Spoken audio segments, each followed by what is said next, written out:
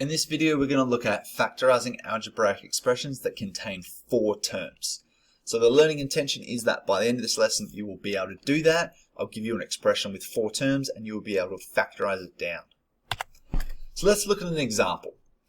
Sometimes we can factorize an expression containing 4 terms just by grouping them into pairs. For example, if we start with this ax squared plus 2x plus 2 plus ax, we can rejig that and put all of the ax's together and all of the not ax's together. So we've started with ax squared plus ax, and then we've got our plus 2x plus 2 expression on the side. Now if we look at them separately, we can factorize each of these combinations. So here I can see I've got an a and an x in common, so I can pull those out as we've seen earlier, and I'm left with this x plus 1. And over here I've got a common factor of a 2, so I can pull that out and I'm just left with x plus 1. Then if I go from that point, I can see that in both cases x plus 1 is a common factor. So if this is times x plus 1 and this is times x plus 1, I can then put x plus 1 in its own bracket and multiply it by what was on the outside, the ax plus 2. And you can double check. The good thing about these kinds of things is you can always check your answer by going backwards. So now I could FOIL this out and I should get exactly the same answer that I started with. And that way you've known that you've done it right. So to follow an example here, if we had 3ab plus d plus 3ad plus b, follow the same process, break it into its pairs. The ab's and the b's go here, the ad's and the d's go here. Here I can see d is a common factor, b is a common factor, so I've pulled those out.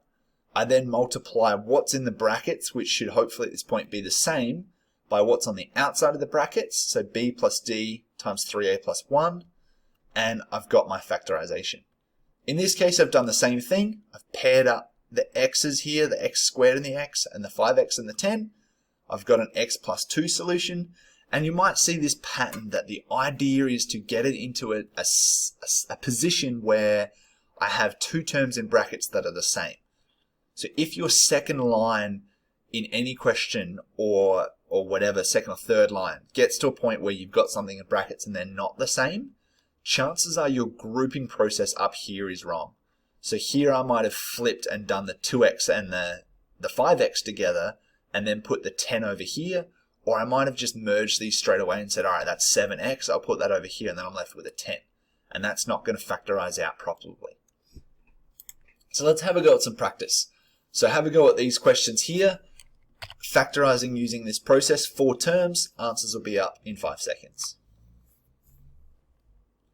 Solutions are below. So check your work as usual. If you want, have a go at creating your own. So make up some numbers and see if you can factorize them. Or go back to the earlier topic where we did some FOIL, expand out or look at the answers and then use those to then reverse factor it. So there's a couple of different ways we can do this. Success check. Ask yourself, can I confidently factorize algebraic expressions containing 4 terms like the ones we've seen? If the answer is no or not sure, you know what to do. If you feel like you need a little bit more practice, absolutely we can get more questions. You can work with your partner to make up some questions. Like we've done in some revision, you could create a test of some examples from this. You could take the questions from the previous slide and just tweak some of the numbers and try it again. There's a lot of ways that we can do this. If in doubt, come and speak to me. I can definitely get more questions for you. Otherwise, move on to the next video.